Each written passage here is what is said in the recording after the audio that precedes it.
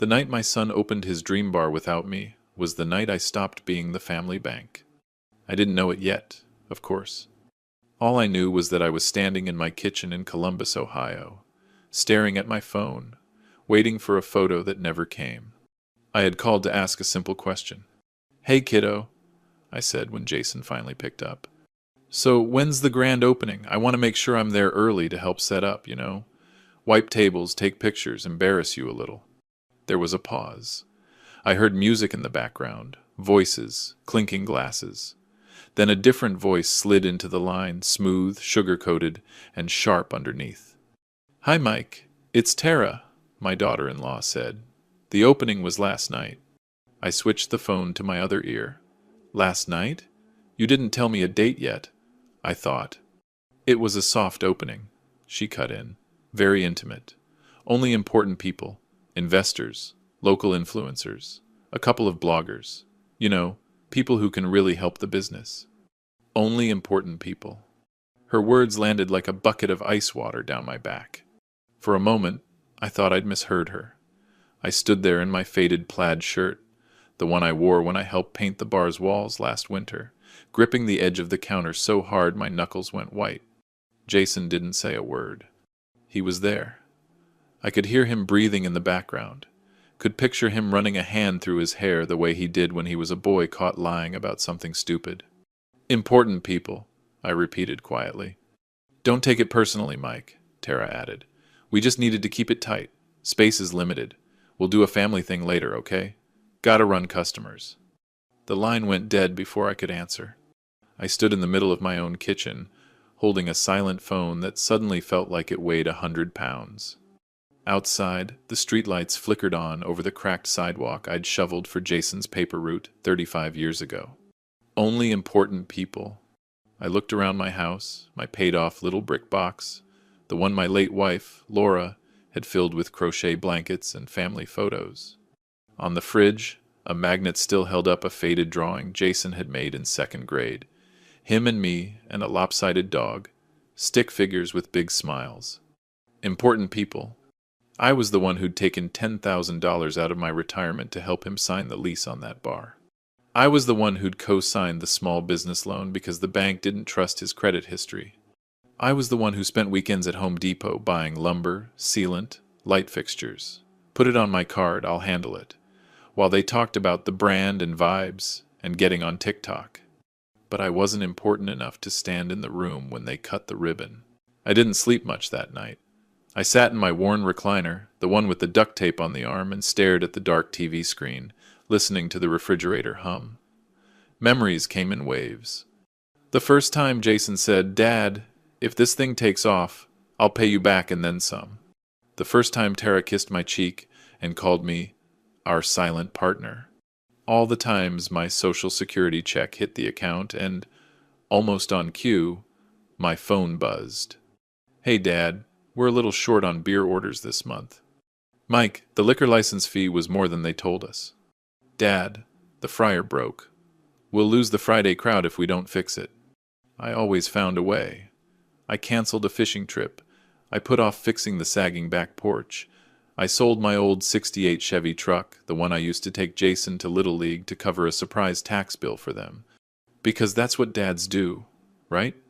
A week later, almost to the minute, my phone rang again.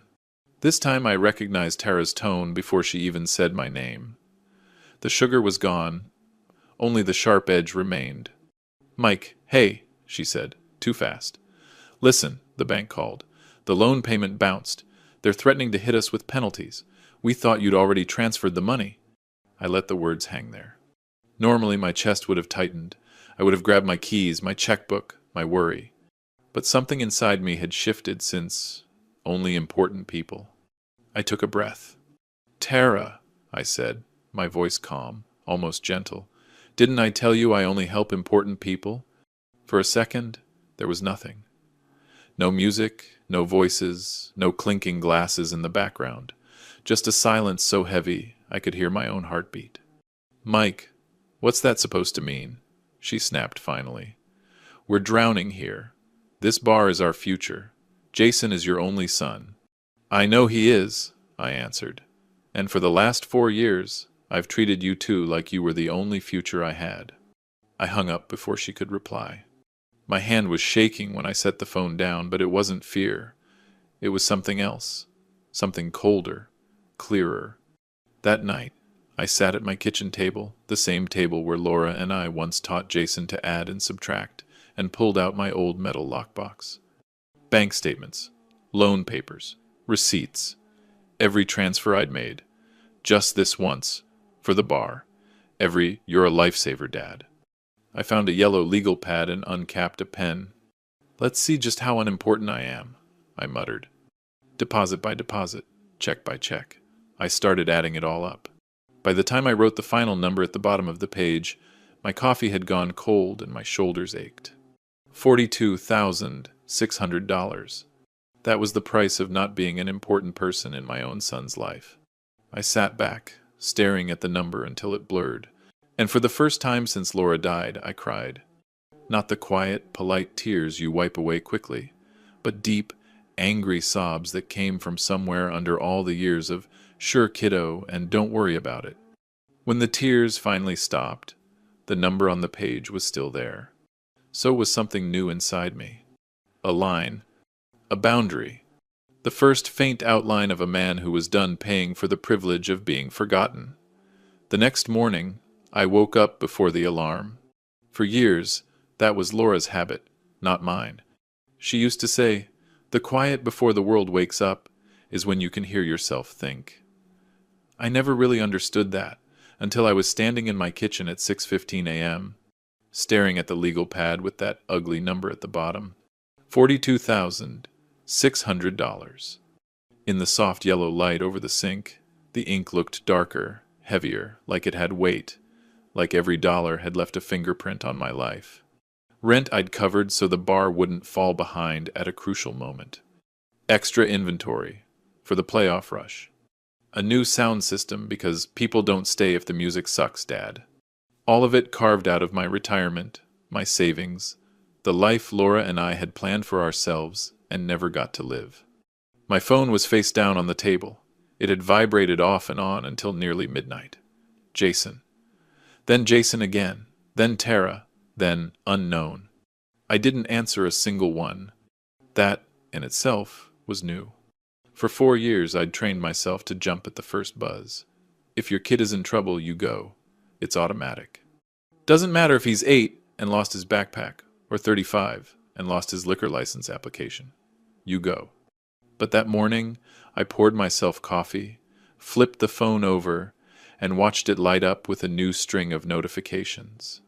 5 missed calls, 3 voicemails, 14 texts. I didn't open any of them. Instead, I opened my wallet and took out my debit card, the same one Jason had memorized for emergencies when the bar first opened. I knew what I had to do. I put on a clean shirt, the good jeans not because the bank cared what I wore, but because I needed to feel like a man who still had some self-respect left, and drove to the branch on Broad Street. The parking lot was almost empty. The air had that early morning chill that makes you wish you'd grabbed a jacket. I walked through the sliding doors and was hit by that familiar mix of printer ink, coffee, and floor cleaner. "Good morning, Mr. Callahan," the teller said. "I'd been coming here for 20 years. You're in early." "Yeah," I said. Figured I'd beat the crowd. She smiled and nodded toward the back. "Mr. Lopez is in his office, if you need anything more complicated than a deposit." Mr. Lopez, the branch manager, had been the one who processed the wire transfer for Jason's lease. He'd shaken my hand then, told me my son was lucky to have such a supportive father. At the time, I'd felt proud. Today, the word supportive didn't sound so noble. He looked up when I knocked on his open door. "Mike," he said, standing up to shake my hand. "Everything okay?" "No," I answered honestly, "but I'm working on it." He gestured to the chair across from him. "Sit. Tell me what's going on." I took out my list, the same yellow pad with that number at the bottom. "I need to cancel every automatic payment, transfer, and overdraft protection connected in any way to my son's business," I said. "If there's a line where I'm the safety net, I want it gone." His eyebrows went up just a little. "All right, that's a big change. Any particular reason?" I could have made a joke. I could have shrugged it off. Instead, I surprised myself. Because I finally figured out that my retirement isn't a Kickstarter campaign for a bar that I don't even get invited to, I said. And because yesterday my daughter-in-law told me the opening was only for important people. Mr. Lopez leaned back slowly, his face softening. Ah, he said quietly. I see. He turned to his computer. Let's take a look. For the next 20 minutes, we went through every account. The business credit line where I was the guarantor, cancel the guarantee. The automatic transfer that moved $750 from my checking to Jason's every month until the bar stabilizes, stop it. The overdraft protection that dipped into my savings when the bar's account went negative, remove it. With every click of his mouse, something loosened in my chest. Mike, he said at one point, I don't mean to pry, but you sure about this? Once we cut these, there's no more backup if they fall short. I know, I said. For 4 years, I've been their backup plan. It didn't make them more responsible. It just made me broke. He nodded slowly. Fair enough. My phone buzzed again in my pocket. I didn't take it out. When we finished, he printed out a stack of papers. These confirm the cancellations, he said. I'll keep copies in your file. If anyone tries to restart anything on the business account using your name, we'll flag it and call you first. For the first time in a long time, I felt protected. Thanks, Luis, I said. Really? He hesitated, then spoke a little softer. I've seen this before, you know. Parents draining themselves for adult kids with big plans. It usually ends one of 2 ways. How's that? I asked. Either the kid grows up or the parent goes under, he said. Good to see one try a third option. On the way home, I drove past the bar on purpose. They'd painted the brick front black and hung a brand new neon sign above the door. The copper rail. 2 tall patio heaters stood outside, still wrapped in plastic. Through the front windows, I could see the Edison bulbs glowing warm over reclaimed wood tables, the same tables I had helped sand and stain. Someone had taped a flyer to the glass. Follow us on Instagram at the Copper Rail 614. I pulled over across the street and checked the account on my phone. There they were. Photos from the night before. Jason behind the bar, smiling wide, shaking a cocktail. Tara in a short black dress, holding a champagne flute.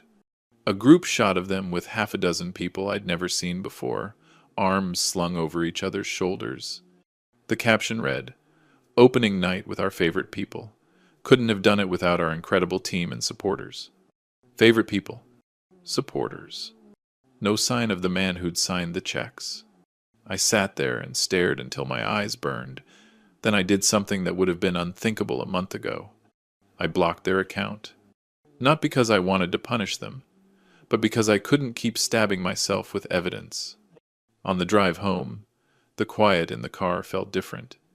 It wasn't the hollow, echoing kind of quiet I'd been living in since Laura died. It was denser, heavier, like a curtain had dropped between my old life and whatever was coming next. Back in my kitchen, I poured a fresh cup of coffee and sat at the table again. The phone buzzed. I let it. I knew, with the certainty you only get after you've let people walk over you for years, that the second Jason realized the money wasn't coming, he'd show up. At my door. In my house. In my life. Not to apologize. Not really. He'd come to collect. And for the first time since he was born, I was ready to tell him no. By noon the next day, the knock on my door finally came. Not a polite tap, not a friendly, "Hey, Dad, you home?" the way Jason used to do when he'd swing by for dinner back when my wife was alive. No, this knock was sharp, insistent, the kind of knock people use when they feel entitled to be let in. I didn't move right away. I stood in the hallway, breathing slow, listening to the hurry in that knocking. 3 hits. A pause. 3 more. Then, Jason's voice, muffled through the wood. "Dad, open up." I took my time walking to the door. My chest felt oddly steady. I wasn't nervous. I wasn't angry. I was resolved. Like I had crossed a line inside myself the night before, and there was no going back. When I opened the door, Jason was standing there with the exact expression I expected, half panic, half irritation. His hair was a mess, like he'd run his hands through it 100 times, and he smelled faintly of cigarettes, even though he always claimed he didn't smoke. Tara stood behind him, arms crossed, eyes cold. She didn't greet me, didn't smile. She looked past me into my house like she was already deciding where to sit and what argument to lead with. "Dad," Jason said, pushing inside without waiting for an invitation. "We need to talk." I stepped back, but not enough to make it easy. "What's going on?" I asked, closing the door behind them. Tara didn't waste time. "The bank said you canceled the overdraft protection and the transfers. All of them." "Yes," I answered simply. Jason spun around. "Why would you do that without telling us?" "Why?" I asked quietly. "Would you open your bar without telling me?" His jaw worked like he was chewing on words he didn't know how to shape. Tara, of course, had no such struggle. "That was a business decision," she snapped. "We had investors, media, people who needed to be there. It wasn't about you." "But this," Jason added, waving a hand toward me, "this hurts us. This puts us in a crisis." Crisis. The word tugged at something in me. How many times had I dropped everything in my life to fix one of their crises? How many times had my savings disappeared into a hole labeled urgent? "How much do you need?" I asked, not out of offering, out of curiosity. Jason hesitated. Tara didn't. 3,000 by Monday, she said. "We're behind on invoices and payroll." "Payroll?" I repeated. "You hired staff already?" Jason shrugged defensively. "We need a team. We can't do everything alone." "But you can spend your payroll money," I said, "because I've always been there to cover the shortfall. Isn't that right?" Silence. Tara's face tightened. "Mike, come on, don't make this dramatic. You know the bar is our future." "And I'm not your future?" I asked. Jason rubbed his forehead. "Dad, this isn't personal." "It is to me." My voice didn't rise. It didn't need to. The more calmly I spoke, the more uncomfortable they both became. I walked to the kitchen table, picked up the yellow notepad with the account total, and handed it to Jason. He looked confused, then read the number at the bottom. His face drained of color. "Dad, what is this?" "That," I said, "is what I've spent on you two in 4 years. That's what my retirement looks like now. That's why the transfers are done." Tara grabbed the pad out of his hands, her eyes widening as she scanned the list. "This isn't accurate," she said. "Some of these things were gifts. They were expenses." "For the bar," Jason insisted. "No," I corrected. "They were expenses for your bar, your dream, your responsibilities." Jason threw the pad onto the table. "So that's it? You're cutting us off?" "Yes." "But we're family," he snapped. "Family doesn't treat me the way you have," I replied. Tara's voice rose. "You're being manipulated. You've been isolating yourself. You blocked our Instagram. That's not normal behavior." "I blocked your Instagram," I said evenly, "because I don't need to see pictures from an opening I wasn't invited to." Jason swallowed, hard. "That was a misunderstanding." "No," I said. "It was a message." And then Tara said the sentence that made everything inside me go still and cold. "If our bar fails," she hissed, "it'll be your fault." I stared at her. It was almost impressive, how she could say something so cruel with a straight face. "My fault," I repeated softly, "because I won't keep bleeding myself dry for you?" Jason lifted his hands in a helpless gesture. "Dad, please. We're drowning. We need you." "You needed me last night too," I said, "but you had a room full of important people." The silence after that was thick, shaped like truth. Tara stepped forward.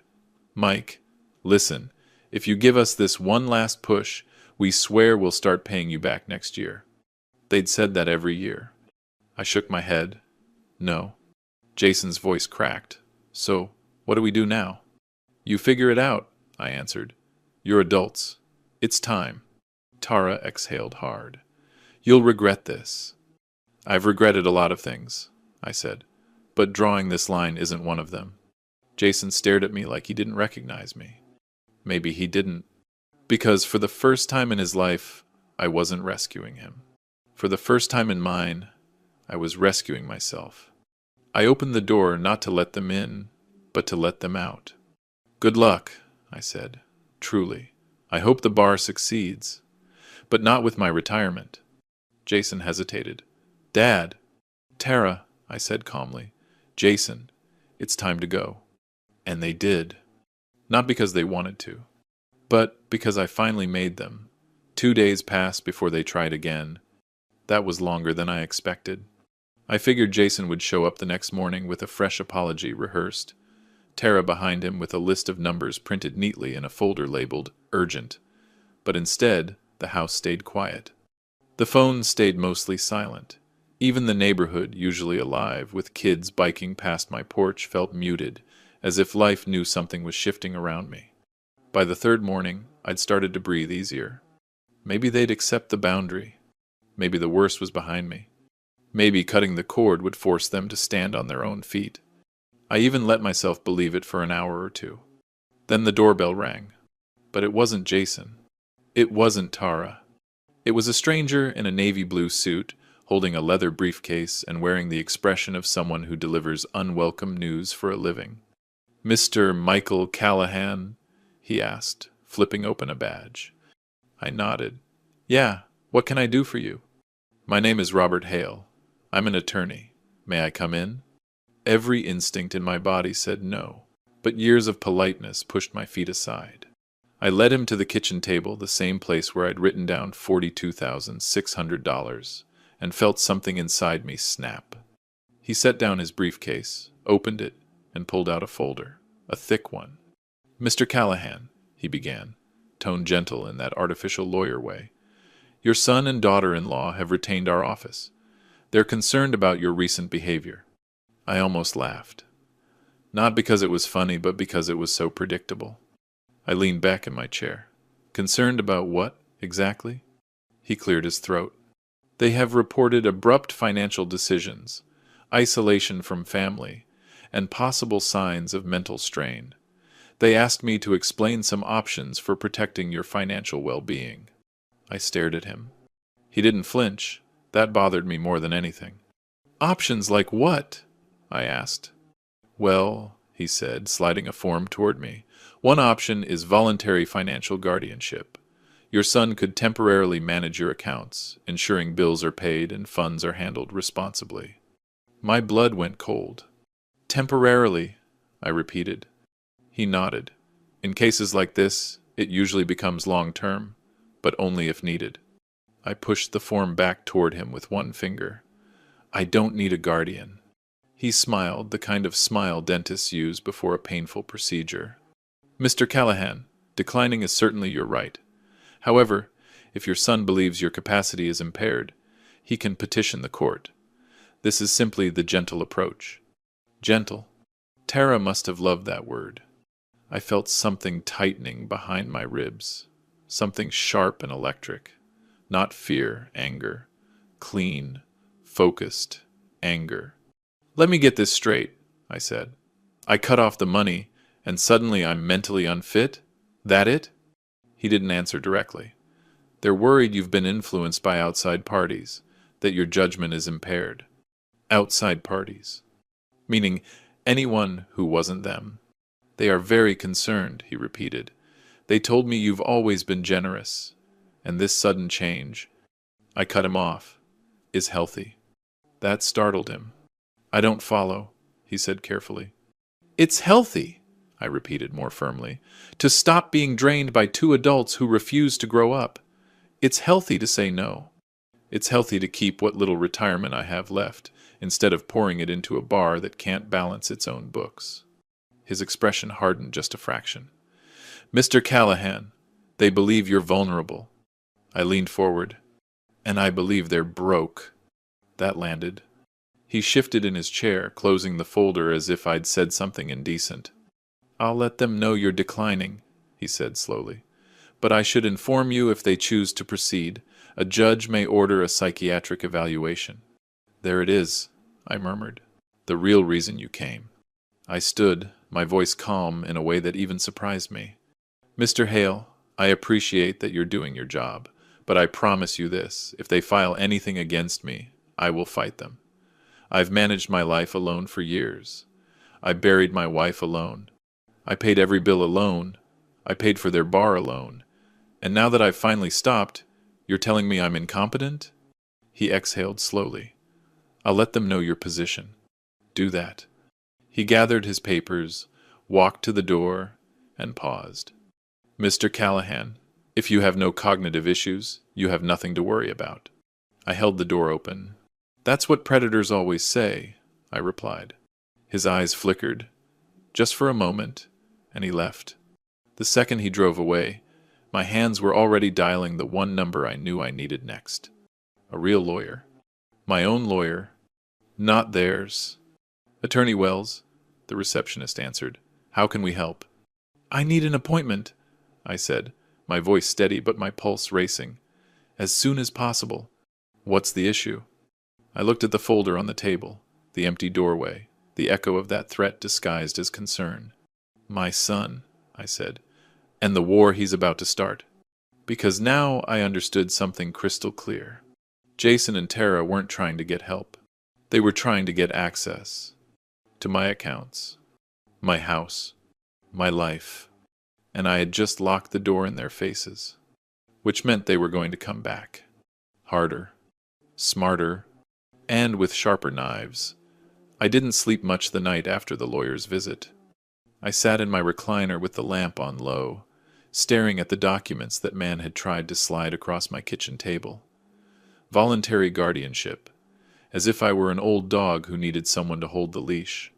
Every time I closed my eyes, I saw Jason's face, not the little boy holding a baseball bat bigger than himself, not the teenager I taught to shave before his first dance, but the man who'd stood in my kitchen 2 days earlier, jaw tight and eyes cold, saying, "If our bar fails, it'll be your fault."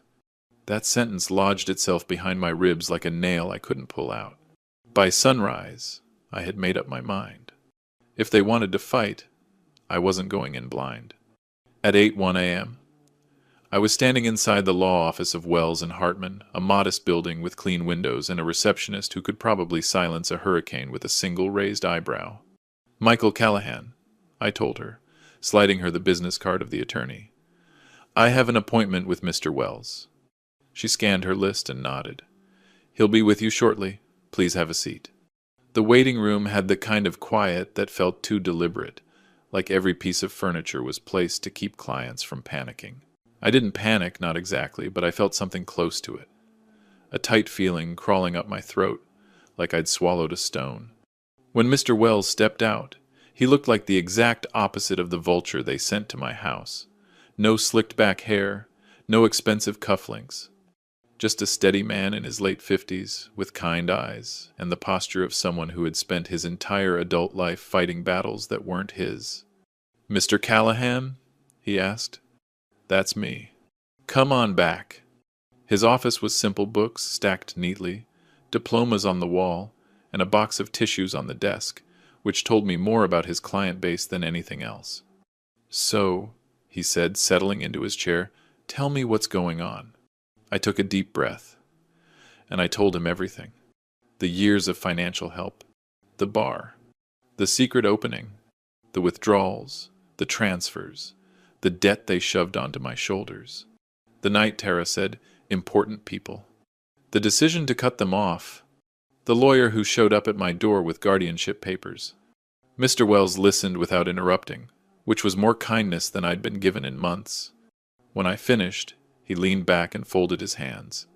"Mr. Callahan, what your son and daughter-in-law attempted is called financial coercion. If they try to pursue guardianship against you, they'll be the ones in trouble." "Trouble?" I repeated. "What kind of trouble?" "Legal trouble," he said. "Potentially criminal. You have a documented history of supporting them financially. They never contributed to your care. There is no evidence you cannot manage your own affairs. What they're attempting, if it goes further, could be classified as elder financial exploitation." Hearing those words made my stomach drop. Elder? Me? I felt offended and relieved at the same time. "So what do?" I asked. "We start by protecting you," he said. "First, change your locks. Today. Second, freeze any co-signed credit lines. Third, document every attempt they make to contact or pressure you. And fourth," he paused, choosing his words, "stop speaking to them without me present." That last instruction landed like a slap. "You want me to cut off communication with my own son?" I asked quietly. He didn't soften it. "For your safety? Yes." It felt wrong, unnatural, a betrayal in reverse. But I also knew deep down that this was exactly what Jason and Tara had been doing to me for years. Cutting me off emotionally until all that was left was a wallet with my name on it. Mr. Wells continued, "And one more thing. If they attempt any legal action, we counter immediately with evidence of coercion. You have receipts, bank records, 4 years of proof." Proof. That word steadied me. By the time I left his office, I had a folder under my arm, filled with instructions, emergency numbers, and forms that would protect my accounts. I also had a strange sensation in my chest, fear and empowerment tangled together like barbed wire. At the hardware store, I bought new deadbolts. The clerk, a young man with tattoos and a warm smile, carried my things to the counter. "Redoing locks?" he asked casually. "Yeah," I said, "something like that. If you need help installing them, my dad always says it's easier with 2 people." I almost said, "I'll ask my son," but the words stuck in my throat. "No," I said softly. "I've got it." When I got home, I set the tools on the dining table. My hands shook as I unpacked the first lock. Not because I didn't know how I'd installed dozens in my life, but because the symbolism hit me like a hammer. Changing these locks meant something final. Something irreversible. I was shutting my own child out. But as I unscrewed the old deadbolt, the one I gave Jason a key to years ago, I remembered Tara's words. "If the bar fails, it'll be your fault." And suddenly, turning that screw didn't feel tragic. It felt necessary. Halfway through the installation, my phone buzzed in my pocket. Jason. Again. This time I let it ring until it went silent. Then I took a breath, finished tightening the last bolt, and stepped back. My front door, for the first time in years, belonged only to me. And somehow, that small, metallic click felt like the first real victory I'd had in a long, long time. I thought changing the locks would give me peace. A symbolic fresh start. A line drawn. A small act of reclaiming a home that hadn't felt like mine in years. And for about 36 hours, it worked. No calls. No knocks. No lawyers in navy blue suits. Just the quiet hum of my house and the strange, unfamiliar feeling of safety. Then came Wednesday morning. I had just sat down with a mug of black coffee when an unfamiliar car pulled up in front of my house, a polished black SUV with tinted windows. My stomach tightened. For one awful second, I pictured Tara stepping out in sunglasses, rehearsed outrage ready to go. But it wasn't Tara. It was 2 men in gray shirts with laminated name badges and clipboards. Utility company. Or at least that's what the logo said. I set my mug down slowly and watched through the window as they headed toward the side of the house toward my meter. I went outside, letting the storm door clap shut behind me. "Morning," I called out. "Can I help you with something?" The taller one didn't smile. He didn't even look surprised. "You Michael Callahan?" "Yes." "Got a work order for you," he said, tapping his clipboard. "Gas shutoff." My heartbeat stuttered. "Gas shutoff? For what reason?" "Failure to pay." "That's not possible," I said. "My bill is on auto pay. It always has been." He shrugged. "We just do what the system says, sir." I stepped closer, lowering my voice to something calm but sharp. "There must be a mistake. Show me the work order." The man hesitated. Finally, he flipped the clipboard around. I stared at the page. My name. My address. But the overdue balance? It wasn't mine. It was the bar's. A chill ran down my spine.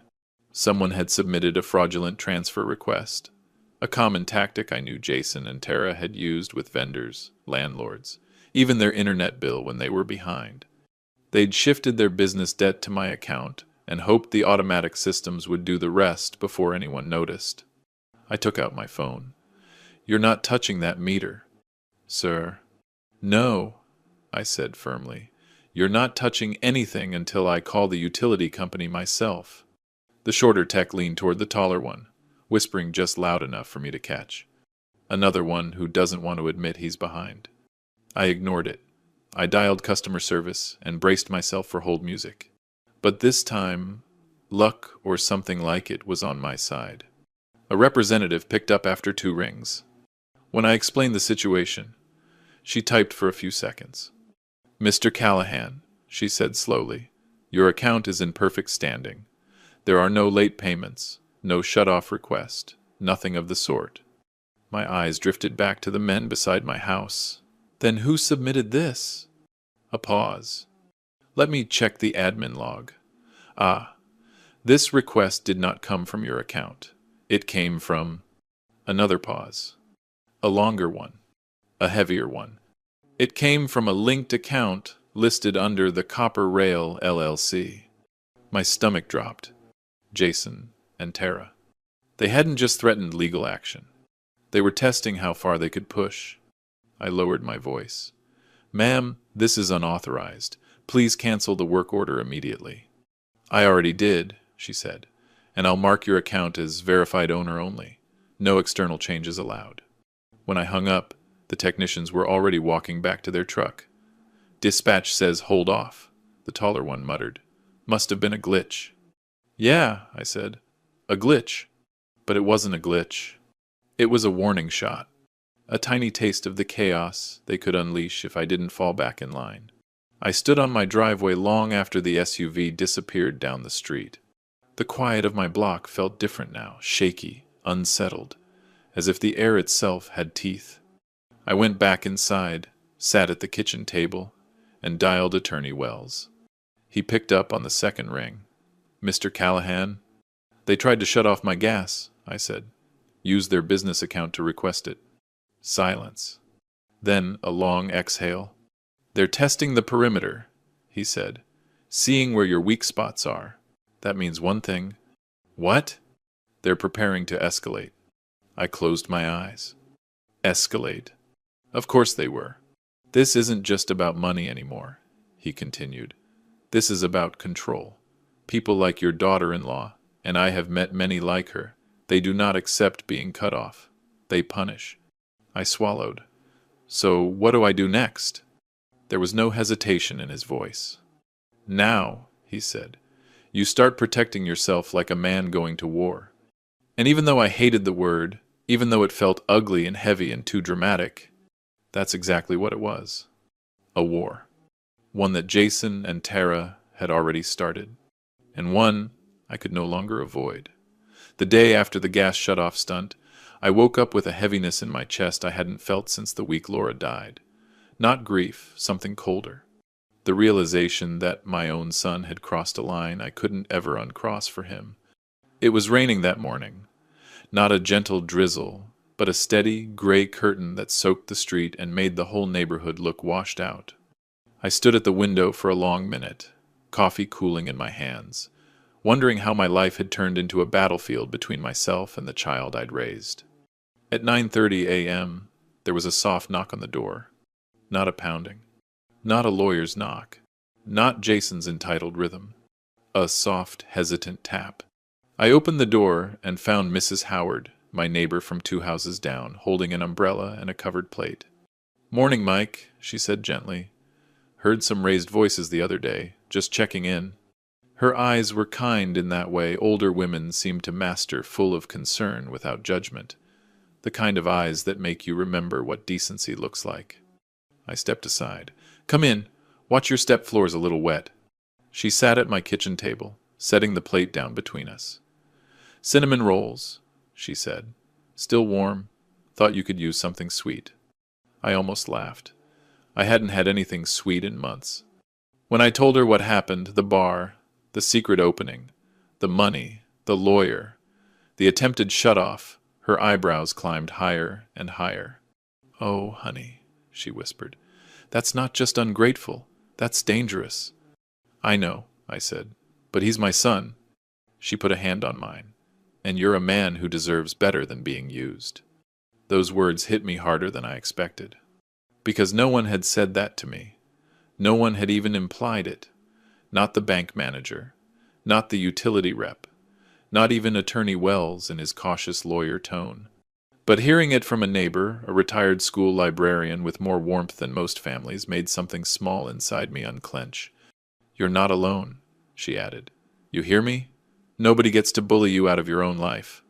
I nodded slowly. "Thank you." "And, you know," she said, sipping her tea, "we've all seen things over the years. Your boy, well, he hasn't exactly treated you the way children should treat their parents." I frowned. "What do you mean?" She hesitated. "I never wanted to say anything. Not my place. But there were nights, late ones, when the two of them would be out front in their car, arguing, loud, and every time your name came up." "My name?" I asked, stunned. "Oh, yes. He'll pay for it. Just ask him. He won't say no. Things like that." She sighed. "You weren't a father to them, Mike. You were an account number." It felt like a punch to the gut, not because it was news, but because it confirmed everything I didn't want to admit. After she left, I sat in the quiet of my kitchen, feeling the weight of her words. She wasn't the kind of person to exaggerate. If she'd heard it, it had been said. My phone buzzed then. Not Jason. Not Tara. A number I didn't recognize. I let it ring once, twice, and then curiosity made me answer. "Hello? Mr. Callahan?" a male voice asked. "Yes. This is Detective Rourke with Community Safety Services. I'm calling because we received an anonymous concern about your well-being." I closed my eyes. Of course. The next tactic. "Let me guess," I said tiredly. "My son or daughter-in-law told you I'm confused, isolated, or acting strange." A pause. "Well," he said carefully, "the report mentioned abrupt behavior changes and concerning decision-making." I laughed an exhausted, bitter sound. "Decision-making like stopping someone from draining my retirement?" "Sir, I'm not taking sides. We just want to make sure you're not being coerced." "Coerced." I almost choked. "I'm the one escaping coercion," I said, "not the other way around." "Would it be all right if I stopped by for a welfare check?" he asked gently. "Just to document that you're safe and competent?"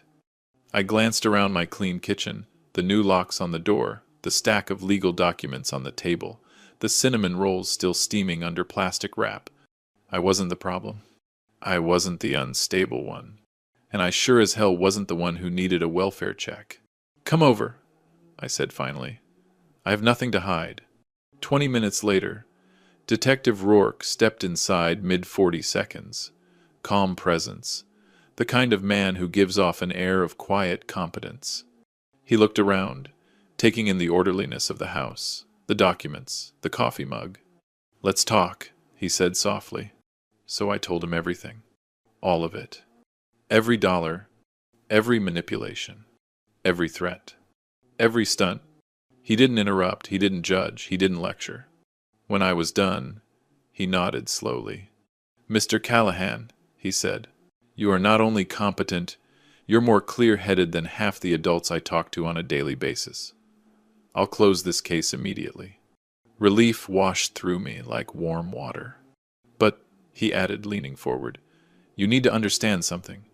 My stomach tightened. "When people like your son and daughter-in-law feel their access to money slipping away," he continued, "they get desperate.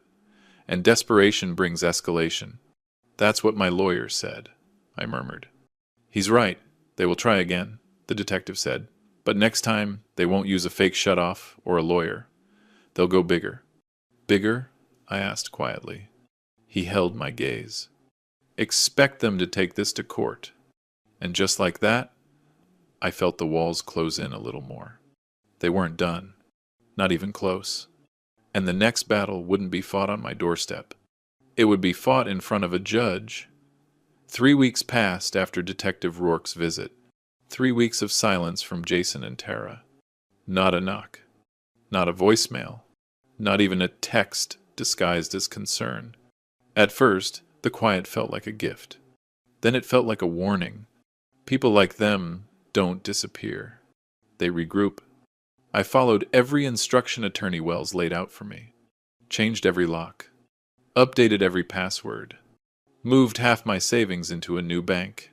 Filed every suspicious car drive-by in a thick, color-coded binder.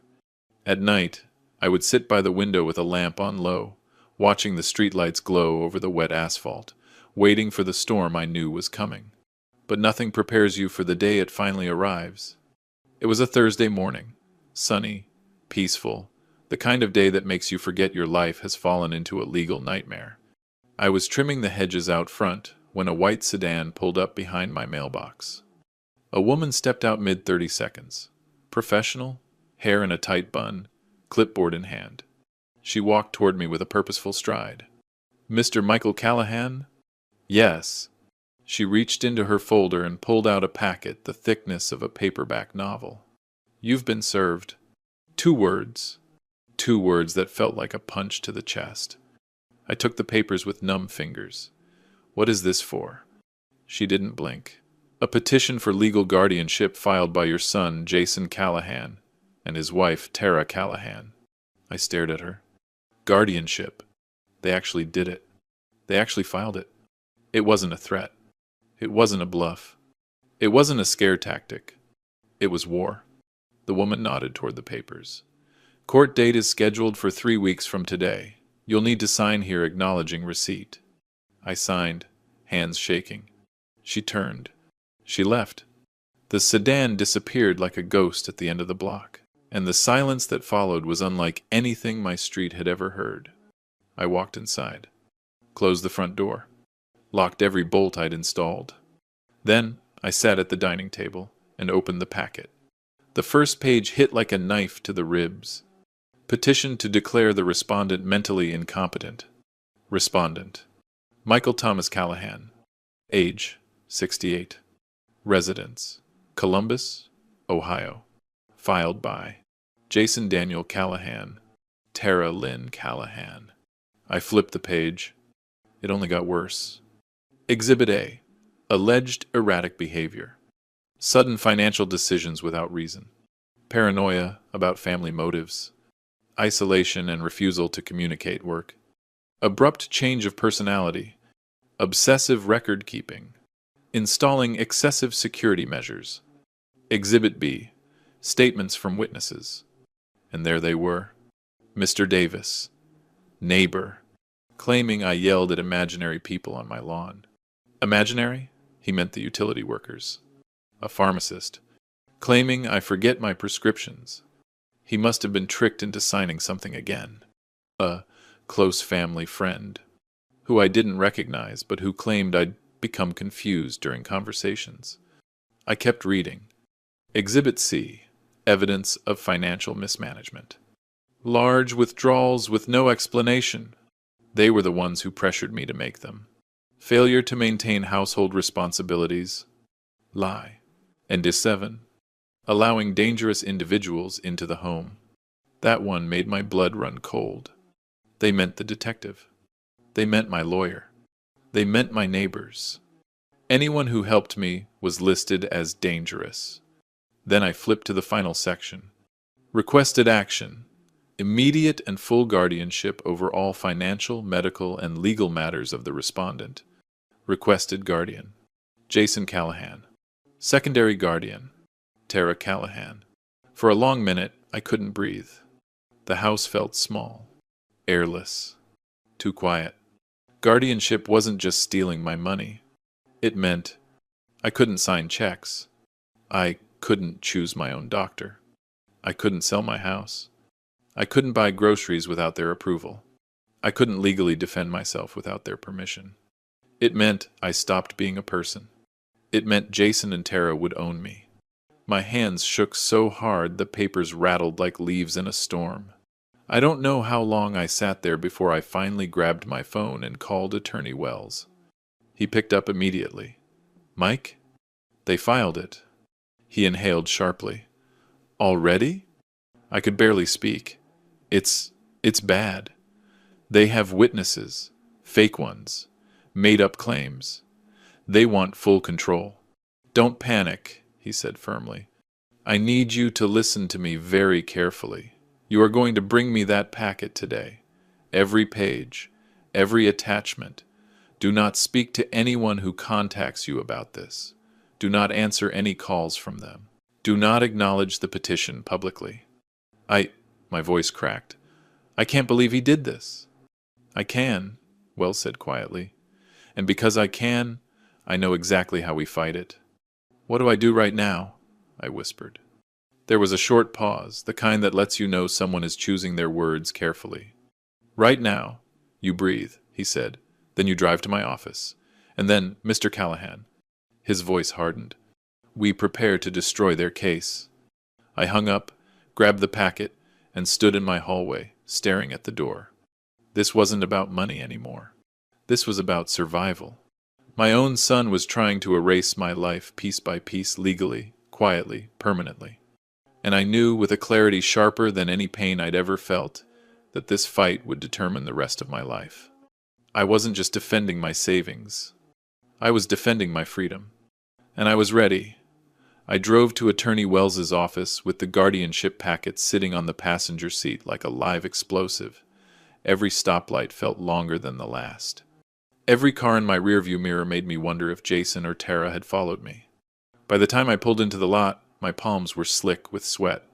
Wells was waiting for me at the front desk. He didn't smile, didn't shake my hand. He just looked at me with the expression of a man who'd seen this kind of betrayal too many times. Come in, he said. I followed him into his office, shut the door, and set the thick packet onto his desk like I was dropping a body bag. He sat, adjusted his glasses, and started reading, page after page, exhibit after exhibit, lie after lie. With each one, the lines on his forehead deepened. After 20 minutes, he pushed the packet aside and exhaled loudly. Well, he said, they threw everything they had. Can they win? I asked, my voice thinner than I wanted it to be. He leaned back in his chair and tapped a pen against the desk. If you didn't have documentation, if you didn't hire me when you did, if you really were isolated and confused, he paused. Then yes, they could win. My stomach twisted. But, he continued, holding up a finger, you do have documentation, and you're not confused, and you're not alone. He opened a folder on his desk labeled Callahan Defense and flipped through it. I started building this the minute you told me about the first lawyer visit, he said, and now we expand it. What do you need from me? I asked. Everything, he said simply. Every bank record, every transfer, every text message, every voicemail. I want timestamps, dates, receipts, screenshots. I want to drown them in their own greed. I nodded. Done. And I need witnesses, he added. Anyone who has seen you functioning completely normally. I thought immediately of Mrs. Howard, then Detective Rourke, then even the bank manager, Luis Lopez. What about neighbors? I asked. If they're willing to testify, you're capable. Absolutely. Friends? Yes. My utility company? The rep who confirmed the fraudulent request? Perfect. And the pharmacist who got tricked into signing that paper? Wells smiled for the first time since I'd walked in. Even better. For the next hour, he laid out his plan. A formal psychiatric evaluation by a specialist he trusted, not the one Jason would try to hire. Affidavits from anyone who could attest to my stability. A full audit of the financial help I had given them, every dollar, every transfer. A timeline showing how every erratic act was a direct response to their manipulation. A counterclaim for harassment and attempted financial exploitation. They built a case out of air, he said. We'll build ours out of concrete. I nodded, but something still pressed against my chest. What if they get to the judge first? I asked. What if the judge believes them? Wells steepled his fingers. Let me tell you something about guardianship judges, Mr. Callahan. They see everything. They see real dementia, real decline, real inability to care for oneself. And they also see greedy children all the time. More than you'd believe. I swallowed. And what do they do with greedy children? They look for patterns, he said. And your son and daughter-in-law have given us a pattern so obvious it practically glows in the dark. He closed the packet firmly. This is winnable, very winnable. But you need to protect yourself until the hearing. How? He ticked off points on his fingers. Do not answer their calls. Do not speak to them alone. Do not let them onto your property. Document every contact attempt. And, if they show up in person, call the police immediately. I nodded. All right. He leaned forward. And one more thing. I braced myself. You need support, he said gently. Real support. Emotional support. You've been surviving alone for too long. I didn't expect that. Later that afternoon, after dropping off the documents, Wells requested, I took a walk around the block, something I hadn't done just for myself in years. As I passed Mrs. Howard's house, she waved me over. Come sit, she said. I made peach iced tea. In her small, tidy backyard, with the smell of cut grass and the soft rattle of wind chimes, I finally told her everything, the petition, the accusations, the court date. When I finished, she shook her head slowly. They underestimated you, she said. That's their mistake. Her voice was warm, but fierce, protective, like she actually saw me not as a wallet, not as an obligation, but as a person. And for the first time in a very long time, I felt seen, not by my son, not by the people I had spent years supporting, but by someone who had no reason to lie to me, no reason to use me. No reason to stay, except simple human decency. That small, gentle moment did something to me. Strengthened me. Steeled me. Because now, for the first time since all this began, I didn't feel like I was fighting alone. And that made me more dangerous than Jason and Tara ever expected. In the days that followed, my house looked less like a home and more like a command center. Stacks of folders. Labeled binders. Printed emails, screenshots, dates highlighted in yellow, bank statements marked with red tabs like war flags. For years, Jason and Tara had made me feel like I was losing my grip on things. Now, for the first time, I saw the truth. I wasn't the one unraveling, they were, and they were trying to pull me down with them. Attorney Wells worked faster than I thought any lawyer could. Every time I emailed him a document, he responded within minutes. He collected bank logs showing every payment I made for the bar, the termination of the overdraft protection, screenshots of Tara's manipulative messages, the fraudulent gas shutoff order, recorded call logs from the utility company, a neighbor's statement confirming repeated late-night arguments, a written apology from the pharmacist, notes from Detective Rourke, proof of my stable finances. A list of witnesses ready to testify. The more evidence we gathered, the clearer the picture became. They didn't want to help me.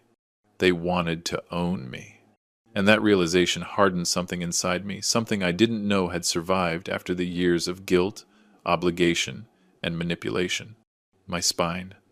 On the fourth day, I had my psychiatric evaluation, the legitimate one, Wells, arranged with Dr. Rachel Simmons. Her office was quiet and warm, decorated with plants and soft lighting. She offered me water and asked me to tell her, in my own words, why I was there. I told her everything. The wedding I wasn't invited to. The $42,600. The manipulation. The bar opening. The threats. The lawyer. The fraudulent bills. The guardianship petition. She didn't look shocked. She didn't pity me. She looked angry. Mr. Callahan, she said, I evaluate dozens of seniors every year. You are not only mentally competent, you're sharper than most 40-year-olds. I let out a breath I didn't know I'd been holding. That's going in my report, she added firmly, in bold. For the first time in a long time, I felt my reality being affirmed instead of twisted. 2 days later, Wells called. "Mike, I need you to come in," he said. "We need to go over the strategy for the hearing." His office, normally quiet, looked like a situation room. Papers everywhere, coffee cups, a whiteboard full of notes and arrows tracing motives, dates, behaviors. "Sit," he said. "We've built a wall they can't climb, but we still have to present it cleanly." He walked me through the plan. Dr. Simmons testifies first. Clear, professional, undeniable mental competence. Detective Rourke confirms my stability and their attempted manipulation. Utility representatives verify the fraudulent shutoff request. The pharmacist retracts his statement and explains Tara's deception. Mr. Lopez from the bank confirms my financial clarity. Neighbors testify to my normal behavior and Jason, Tara's late-night arguments. And finally, me. "Your testimony," Wells said, "will make or break the case. Are you ready to tell the truth exactly as it happened?" I didn't hesitate. "Yes." He nodded once, approvingly. "Good, because they're going to attack your character, your memory, your relationships. They'll try to portray you as emotional, unstable, confused." I leaned forward. "Let them try." He smiled. That's what I wanted to hear. Then he flipped open the petition packet again and tapped the top page. "This guardianship request," he said, "was designed to make you panic, to make you fold, to make you so scared you'd sign control over voluntarily." "But I didn't," I said. "No," he replied, "and that's why you're going to win." When I got home, the sun was setting, the sky streaked in oranges and reds over my quiet street. I stood on my porch, the cool air brushing against my face. For the first time since the nightmare began, the fear loosened its grip on me. The war wasn't over, but I wasn't the victim anymore. I was the man they never expected. Prepared, supported, and damn furious. I locked my front door, turned off the porch light, and whispered to myself, "Let them come. I'm ready now." The morning of the hearing felt strangely calm. Not peaceful. Nothing about this situation was peaceful, but calm in the way the world goes, still before a tornado starts ripping shingles off roofs. I woke at 5:30 a.m., showered, shaved, and put on the suit I had worn to Laura's funeral. It wasn't for fashion. It was armor. As I tied my tie, my hands trembled for a moment. Not from fear, not exactly. It was something deeper. A grief I hadn't allowed myself to feel. The grief of losing the son I thought I had. When I got to the courthouse, Attorney Wells was already waiting by security. He handed me a cup of coffee. "You ready?" he asked. "I've been ready for years," I said quietly. He nodded once. "Good, because they're here." I turned. Jason and Tara stood at the far end of the hallway, flanked by their lawyer, the same one who came to my house weeks ago with that patronizing smile. Jason wore a brand new suit. Tara dressed in somber black, like she was attending a funeral. Maybe she was. Ours. She glanced at me with a mix of pity and calculation, the way someone looks at a horse they've already decided to put down. Jason didn't look at me at all. He kept wiping his palms on his pants, like he was the victim. When the bailiff opened the courtroom doors, we filed in two armies, stepping onto the battlefield. The guardianship hearing wasn't dramatic like TV. No shouting, no theatrics, just cold, legal precision. Judge Harper was a woman in her 60s with silver hair, sharp reading glasses, and the expression of someone who didn't tolerate nonsense. I liked her instantly. Jason's lawyer went first. "Your Honor, Mr. Callahan is suffering from significant cognitive decline," he said. "He has made erratic financial decisions, become isolated, paranoid, and vulnerable to predatory influences." Predatory influences, meaning anyone who wasn't them. He listed their fabrications: confusion, forgetfulness, emotional instability, dangerous behavior. And then, as if he'd pulled a rabbit from a hat, he added, "And there is concern he is being manipulated by neighbors and a certain attorney who stand to benefit from his decline." Wells leaned toward my ear. "That's desperation," he whispered. Then came the witnesses. Jason spoke first. He swore to Love his father deeply. He feigned worry. He lied with a smoothness that made my stomach turn. Dad's just not himself, he said, lowering his voice. He forgets things. He overreacts. He refuses help. We want to protect him. Protect me. He couldn't even say it without blinking too much. Tara testified next, voice trembling like she practiced in the car mirror. He told us the bar opening was cursed, she said dramatically. He said people were plotting against him.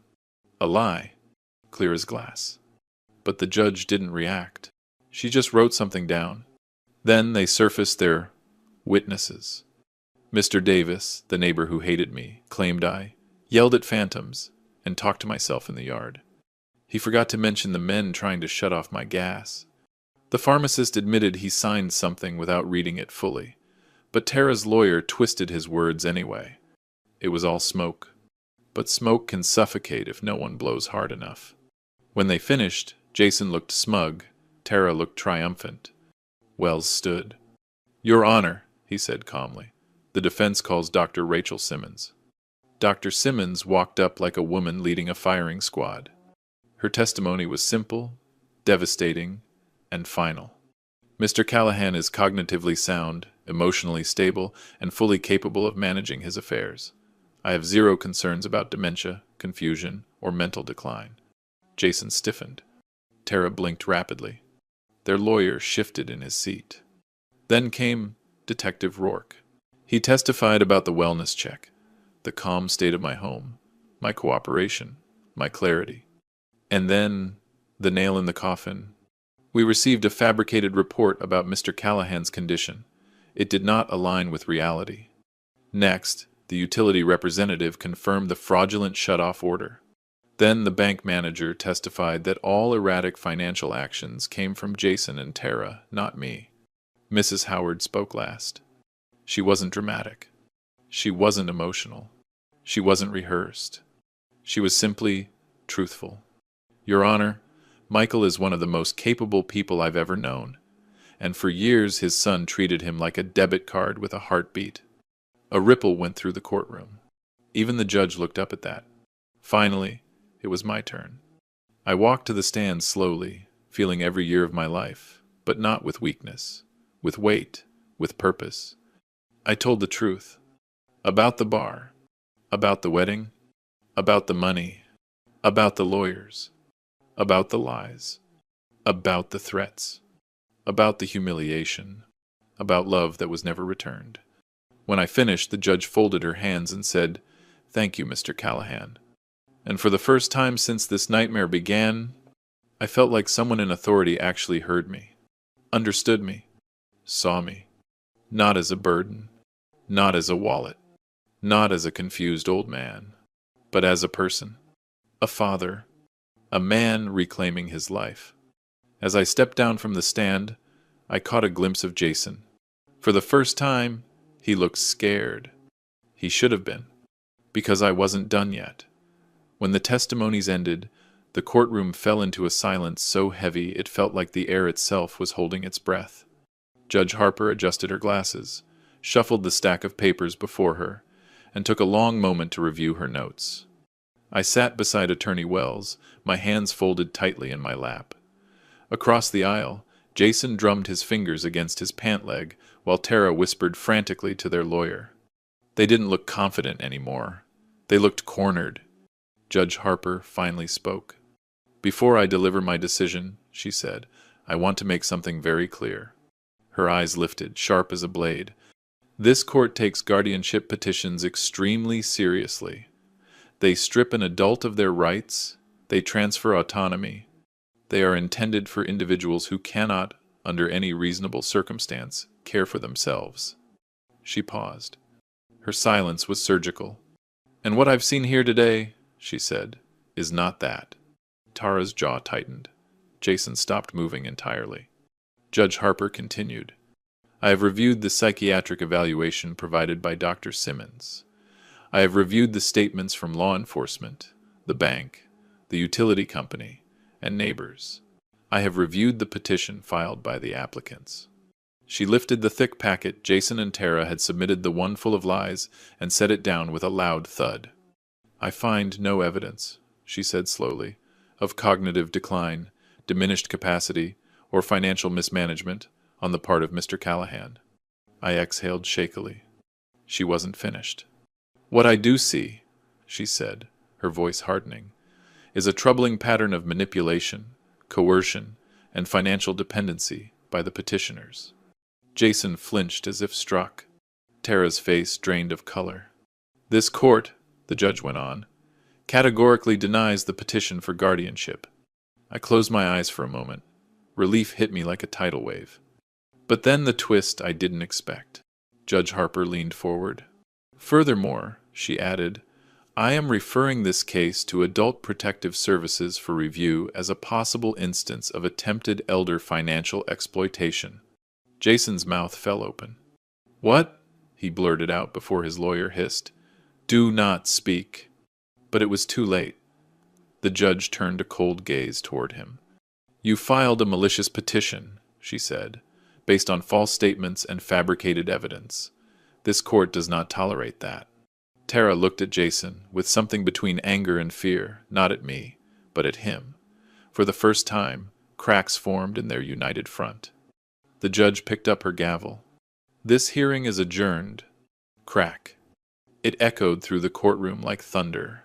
When we stepped outside, the air felt bright and clean, as if someone had lifted a 1,000-pound weight off my chest. Wells clapped a hand on my shoulder. You did it, Mike. No, I corrected softly. We did it. He smiled. Take a breath, go home, rest. You're safe now. Safe. It was a word that hadn't belonged to me for a long time. As we walked toward the parking lot, Jason finally approached. He didn't look angry, just lost. A child again, stripped of excuses. Dad, he said quietly, you didn't have to do this. I faced him fully.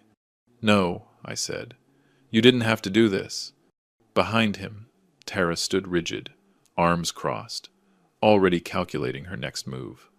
But Jason looked broken, or maybe just revealed. I thought you'd always help me, he whispered. I did help you, I said. For years. But the moment you tried to take my life out from under me, I stopped being a father with a wallet. He swallowed hard. Can't we fix this? I shook my head. Not until you learn to live without me, I said. Not my money. Me. His eyes flickered, but he didn't speak again. They walked away separately, not a couple, not a team. Just two people whose scheme had collapsed. 3 months later, my life had transformed.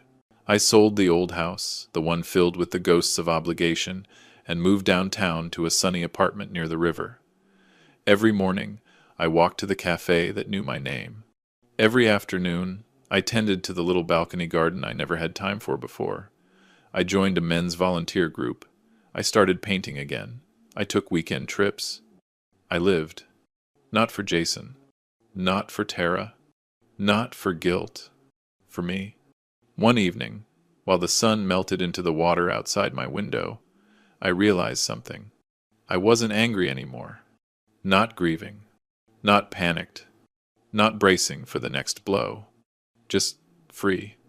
The kind of free I didn't know people my age could still become. I picked up a blank canvas, set it on the easel, and dipped my brush into cobalt blue. A new life needed new colors. As the first stroke spread across the canvas, I smiled to myself. My name is Michael Callahan, I whispered, 68 years old. And for the first time, I finally belonged to myself. And that was enough.